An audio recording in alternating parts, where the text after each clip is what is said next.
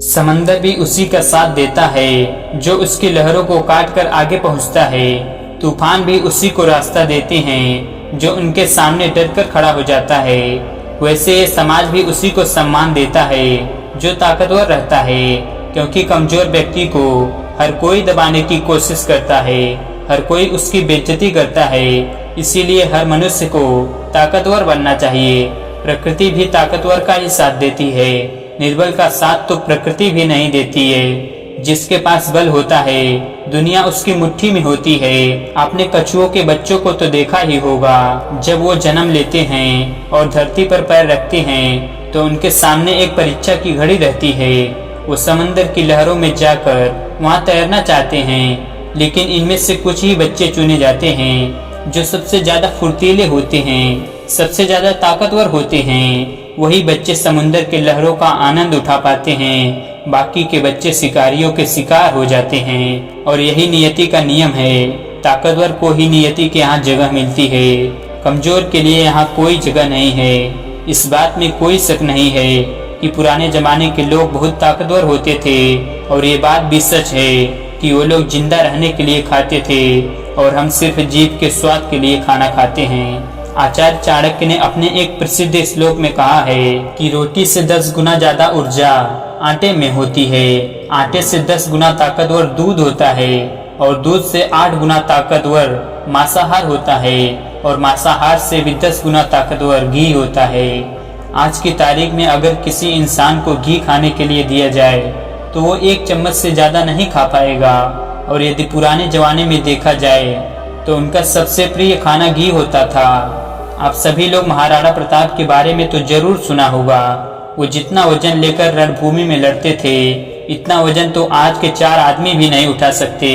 वो लोग इस दुनिया में सच में जिंदा थे, और हम शायद जबरदस्ती जिंदा हैं। इसीलिए जो आज मैं आपको बहुत कहानी सुनाने जा रहा हूँ, इसकी बातों को आपको अपनी जिंदगी में उतारना होगा। इस कहानी में हम कुछ ऐसी बातें, कुछ ऐसे रहस्य जानेंगे जो आपको हमेशा स्वस्थ बनाए रखेंगे, क्योंकि पहला सुख निरोगी काया है। दुनिया का सबसे बड़ा धन ही हमारा स्वास्थ्य है। तो इस कहानी को ध्यान पूर्वक और अंत तक जरूर सुनिएगा। तो चलिए शुरू करते हैं। बहुत पुराने समय की बात है। एक नगर का राजा बड़ा ही पराक्रमी और शूरवीर था। वो राजा इतना ताकतवर था कि आसपास के सभी राज्य उसके राज्य पर आक्रमण करने से पहले 100 बार विचार करते थे, क्योंकि उन सभी को पता था कि वहाँ का जो राजा है, वहाँ की जो सेना है, वो बहुत ही पराक्रमी है, बहुत ही ज्यादा ताकतवर है। राजा सभी को अपने प्रजा के हित के बारे में ही सोचता था, सदैव उनके कार्य करता था। प्रजा के लिए जो चीज फायदेमंद होती थी वो उसी का फैसला लेता था। इस वजह से पूरी प्रजा उसका सम्मान करती थी, और पूरी प्रजा हमेशा राजा के हक में रहा करती थी, जिससे राजा की शक्ति दोगुनी होती जा रही थी। लेकिन राजा जब अपने घर की तरफ देखता था तो उसे बड़ी चिंता होती थी, क्योंकि उस राजा के 2 पुत्र थे, जिनमें से बड़ा वाला पुत्र बड़ा ही पराक्रमी, बड़ा ही ताकतवर था। वो हर चीज में निपुण था, वो हर चीज का हुनर सीख चुका था। उसे तलवार चलाना अच्छे से आता था, भाला चलाना भी वो अच्छे से जानता था। जब वो किसी शत्रु पर निशाना लगाता था तो उसका निशाना कभी नहीं चूकता था। उसके बाण से निकला हर वो तीर सीधा दुश्मन के सीने को चीर कर निकलता था। उसे युद्ध की संपूर्ण रणनीतियां आती थी। वो युद्ध में चलाई जाने वाली हर चाल से वाकिफ था। अपने पिता की तरह वो भी एक शूरवीर था। शत्रु उसे देखकर कांपने लगते थे। उसे जब भी कोई चीज सिखाई जाती वो तुरंत से बहुत जल्दी उस चीज को सीख लिया करता था। उसे देखकर पूरी प्रजा बस यही कहती थी कि राज्य का अगला राजा यही बनेगा। वहीं उस राजा का जो छोटा पुत्र था वो बहुत कमजोर था और आलसी भी था। वो कुछ भी नहीं सीख पाया था। ना तो उसे तलवार चलाना आता था और ना ही उसे कोई भाला वाला चलाना आता था। उसे तो निशानाबाजी भी नहीं आती थी। जब भी वो निशाना लगाता तो उसका निशाना हमेशा चूक जाता। उसे युद्ध की रणनीतियां भी नहीं आती थी। वो हमेशा आलस में पड़ा रहता था। राजा जब अपने दोनों पुत्रों को देखता तो राजा को ये बात बड़ी तकलीफ देती कि उसका छोटा पुत्र बड़ा आलसी और अयोग्य है। उसमें ऐसी कोई योग्यता नहीं जिससे वो राजा का पुत्र कहलाए या फिर भविष्य में राजा बन जाए। राजा चाहता था कि दोनों बच्चों को बराबर राज्य मिले, क्योंकि दोनों मेरे ही बच्चे हैं, मेरे ही खून हैं। राजा को इस बात का भी पता था कि जो उसका छोटा बच्चा है वो बड़ा कमजोर है, ये उसकी गलती नहीं है, लेकिन अगर कुछ बातों का ध्यान रखे तो वो भी बड़े पुत्र की तरह ताकतवर और पराक्रमी बन सकता है। यही सोच समझकर राजा अपने छोटे पुत्र को लेकर एक आश्रम में जाते हैं, जहाँ पर स्वयं राजा ने शिक्षा ग्रहण की थी। राजा को विश्वास था कि जिस तरह से गुरु ने उसको शिक्षा देकर पराक्रमी और वीर बनाया है, उसी तरह वो उनके पुत्र को भी पराक्रमी और वीर बना देंगे। आश्रम पहुंचने के बाद राजा अपने गुरु के पास जाता है और उनको प्रणाम करता है और कहने लगता है कि गुरुदेव, ये मेरा छोटा पुत्र है और मैं चाहता हूँ कि ये आपके पास शिक्षा ग्रहण करे। मैं तो इसे सिखा सिखा कर थक चुका हूँ। ये कभी कुछ सीखता ही नहीं, ये कभी कुछ सीखना ही नहीं चाहता। ये तो महल में सिर्फ दिन भर पड़ा पड़ा विश्राम करता रहता है। मैं इसे कुछ सीखने के लिए कहता हूँ तो ये कल पर टाल देता है। यह सीखने भी आता है तो रुचि नहीं होती है। जबकि मेरा जो बड़ा बेटा है वो बहुत ही पराक्रमी और ताकतवर है। अगर आज ही उसे राजा बना दिया जाए तो वो मेरे राज्य को खुद संभाल सकता है। मैं उसे कुछ सिखाता हूँ तो वो बहुत जल्दी सीख लेता है। उससे तलवार चलाना, भाला चलाना, धनुष चलाना सब कुछ भली भांति आता है। उसका निशाना कभी नहीं चूकता। वो सब लोगों को अकेला हरा देता है। ये मेरा छोटा बेटा है। ये हमेशा से मेरी चिंता का विषय बना है। इसको ना तो तलवार चलाना आता है, ना भाला चलाना आता है, ना ही इसे धनुष चलाना आता है। इसका निशाना कभी लगता ही नहीं है। ये इतना कमजोर है कि एक भी व्यक्ति को परास्त नहीं कर सकता। अब आप ही बताइए गुरुदेव कि मैं ऐसा क्या करूं जिससे ये मेरे बड़े बेटे की तरह पराक्रमी और ताकतवर बन जाए। मैं चाहता हूं कि मेरे दोनों पुत्रों को बराबर अधिकार मिले। मैं किसी के साथ भेदभाव नहीं करना चाहता, लेकिन अगर ये मेरा छोटा बच्चा ऐसे ही कमजोर और कायर रहा तो प्रजा इसे राजा के रूप में कभी भी स्वीकार नहीं करेगी। राजा की बात सुनकर गुरुदेव उससे कहते हैं कि आप चिंता मत कीजिए राजा, मैं जानता हूँ कि आपके इस पुत्र को क्या तकलीफ है। आप कुछ दिनों के लिए इस पुत्र को यहाँ पर छोड़ के चले जाओ। मैं आपको इस बात का आश्वासन देता हूँ कि जब भी यह आपके पास लौट कर जाएगा तो तुम्हें तुम्हारा ये पुत्र नहीं मिलेगा, इसकी जगह कोई और मिलेगा जिस पर तुम विश्वास ही नहीं कर पाओगे कि ये तुम्हारा पुत्र है। गुरुदेव बहुत ही बड़े आत्मज्ञानी थे। वो राजा के छोटे पुत्र को देखते ही समझ चुके थे कि इस बच्चे को क्या तकलीफ है और इसे कैसे पराक्रमी बनाया जा सकता है कि वो एक राजा का खून है, और उसे इस बात का एहसास कराना है क्योंकि राजा के पुत्र का पराक्रमी होना बहुत ही महत्वपूर्ण होता है। यदि वो वीर और पराक्रमी नहीं बनेगा तो प्रजा उसे कभी राजा के रूप में स्वीकार नहीं करेगी। फिर राजा अपने पुत्र को गुरु के पास छोड़कर वापस अपने राजमहल लौट जाते हैं और राजा का छोटा पुत्र उसी आश्रम में रहने लगता है। बहुत दिन बीत गए लेकिन गुरु ने उसे कुछ भी नहीं सिखाया क्योंकि गुरु सही समय का इंतजार कर रहे थे। फिर एक दिन गुरु उस शिष्य से कहते हैं कि चलो बेटा, आज मैं तुम्हें कुछ सिखाना चाहता हूँ। उसके बाद वो गुरु उस बच्चे का हाथ पकड़ते हैं और हाथ पकड़कर उसे एक पहाड़ी पर ले जाते हैं। उस पहाड़ी पर ले जाकर गुरुदेव उससे कहते हैं कि बेटा, आज जो मैं तुम्हें सिखाने वाला हूँ उसे तुम बड़ी ही ध्यान से सीखना, क्योंकि अगर आज तुमने ये नहीं सीखा तो फिर तुम कभी कुछ नहीं सीख पाओगे और जिंदगी में कुछ भी नहीं कर पाओगे। और तुम्हारे घर जाने का समय भी नजदीक आ चुका है। और अब मैं तुम्हें एहसास कराना चाहता हूँ कि तुम इस धरती पर क्यों आए हो, क्यों तुम्हारा जन्म हुआ है। इसके बाद गुरुदेव उससे कहते हैं कि जरा ऊपर आकाश की तरफ देखो। आकाश में तुम्हें एक चील नजर आ रही होगी और उसने अपने पंजे में अपना बच्चा पकड़ा हुआ है। वो आकाश में इतनी ऊपर उड़ती है कि वो बादलों को भी चीर जाती है और इतना ऊपर जाकर वो अपने बच्चे को छोड़ देती है। गुरु और शिष्य दोनों उस चील को बड़े ध्यान से देख रहे थे। वो चील अब तक अपने बच्चे को पंजे में दबा के रखी थी और जैसे ही वो ऊपर जाती है तो उसने अपने बच्चे को छोड़ दिया और उसका बच्चा पत्थर की भांति नीचे की ओर आने लगा। लेकिन जैसे ही वो नीचे आता है तो ऊपर से चील आती है जो उसकी माँ होती है, और वो उसे अपने पंजे में जकड़ लेती है और उसे गिरने से बचा लेती है। लेकिन उसकी माँ फिर से उसे ऊपर लेकर जाती है और आकाश में बहुत ऊपर ले जाकर उसे छोड़ देती है। चील ऐसा बार बार करती है। वो अपने बच्चे को नीचे से ऊपर उठाती है और ऊपर ले जाती है और ऊपर ले जाकर छोड़ देती है। चील ऐसा कर रही थी। तब गुरु ने उस शिष्य का हाथ पकड़ा और उसे एक पेड़ के पास लेकर गए जिस पेड़ पर उस चील का घोंसला था। फिर उस घोंसले को गुरु शिष्य को दिखाते हैं और कहते हैं कि इस घोंसले को ध्यान से देखो, ये उसी चील का घोंसला है। और इस पेड़ को बड़े ही ध्यान से देखो, इस पेड़ पर कितने फूल हैं, लेकिन फिर भी इस घोंसले में एक भी फूल नहीं है।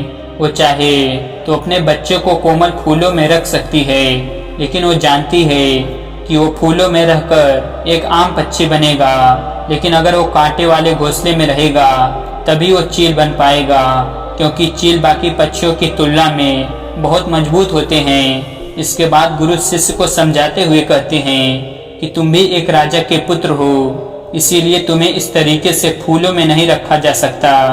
तुम्हें भी कांटों में रहकर अपने आप को मजबूत बनाना होगा। और वो चील भी अपने बच्चों के साथ वही कर रहा है। वो चील अपने बच्चों को उड़ना सिखा रही है, इसीलिए वो बार बार आकाश में इतना ऊपर ले जाकर छोड़ देती है ताकि वो उड़ना सीख सके।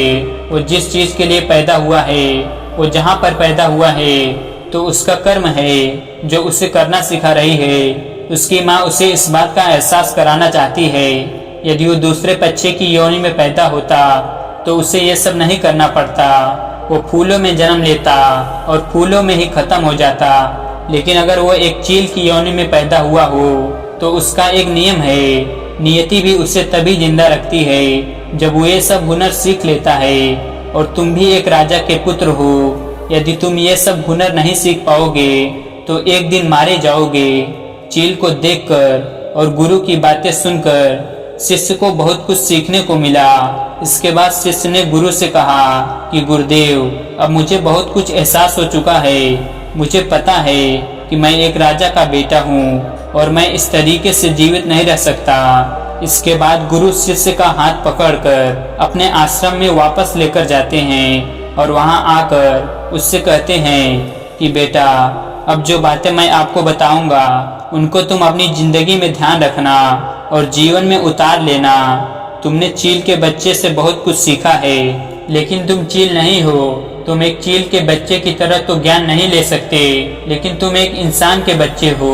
तुम एक इंसान हो तो तुम्हें इंसान की तरह अपने शरीर को मजबूत बनाना होगा। आज मैं तुम्हें कुछ बातें बता रहा हूँ जिन्हें तुम्हें अपने घर पर जाकर करना है, तभी तुम एक पराक्रमी और ताकतवर राजा बन पाओगे और अपने शरीर को स्वस्थ रख पाओगे, क्योंकि राजा कभी बीमार नहीं पड़ता। और यदि तुम्हें भी बीमार नहीं पड़ना है तो तुम्हें हमेशा इन बातों का ध्यान रखना है, जिसमें सबसे पहली बात है तुम्हें सबसे पहले सुबह जल्दी उठना है, क्योंकि तुम एक इंसान हो और एक इंसान के लिए 6 से 8 घंटे की नींद पर्याप्त होती है।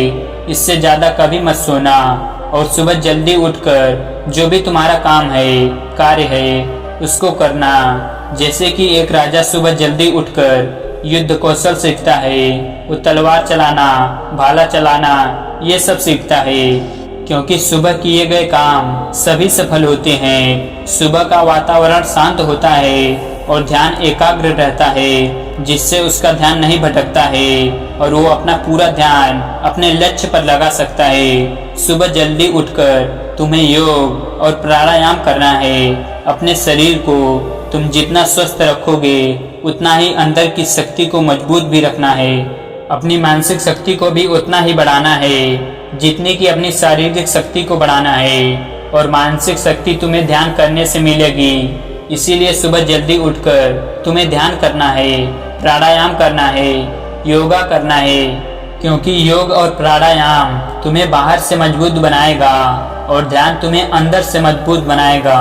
और यदि तुम सुबह जल्दी उठ पा रहे हो और जिस भी दिन तुम लेट हो जाओ उसी दिन तुम अपने शरीर पर तुम एक कोड़ा मारना। तुम जितना लेट उठो उतने ही ज्यादा तुम अपने शरीर पर कोड़े लगाओ, जिससे कुछ ही दिनों में तुम जल्दी उठना शुरू कर दोगे। दूसरी बात जो तुम्हें ध्यान रखनी है वो ये है कि भरपूर स्वस्थ खाना खाना, जैसे कि दूध, दही, खीर, हरी सब्जियां। यही स्वस्थ और सात्विक भोजन होता है। इस भोजन में बहुत ही ज्यादा ताकत होती है और यही ताकत आपके शरीर के अंदर आती है। जीभ के स्वाद के लिए कभी भी ऐसी चीजें मत खाना जो तुम्हारे शरीर को नुकसान पहुंचाती हो। अगली तीसरी बात जो तुम्हें ध्यान में रखनी है वो ये है कि अगर तुम किसी बात की चिंता में हो तो उसे अपने मन के भीतर मत रखना। उस बात को तुम अपने परिवार वालों के साथ साझा करना। कभी भी मन में छुपाकर उस बात को मत रखना, क्योंकि वो बात तुम्हें कमजोर बना देगी। वो बात तुम्हें चिंता में लेकर जाएगी और चिंता शरीर को चीता बना देती है। इसीलिए अपने मन में कभी भी कोई भी बात छुपा के मत रखना। अगली बात, हमेशा सकारात्मक सोचना। कभी भी नकारात्मक विचार अपने मन में मत लाना। सबके जीवन में उतार चढ़ाव आते रहते हैं। सबके साथ अच्छा व बुरा होता रहता है। सुख दुख चलते रहते हैं। ये जिंदगी के एक ही सिक्के के दो पहलू हैं। इसीलिए जिंदगी में चाहे कैसा भी समय हो, हमेशा सकारात्मक रहना। अगली बात जो तुम्हें ध्यान में रखनी है वो ये है कि हमेशा हंसते रहना, हमेशा मुस्कुराते रहना।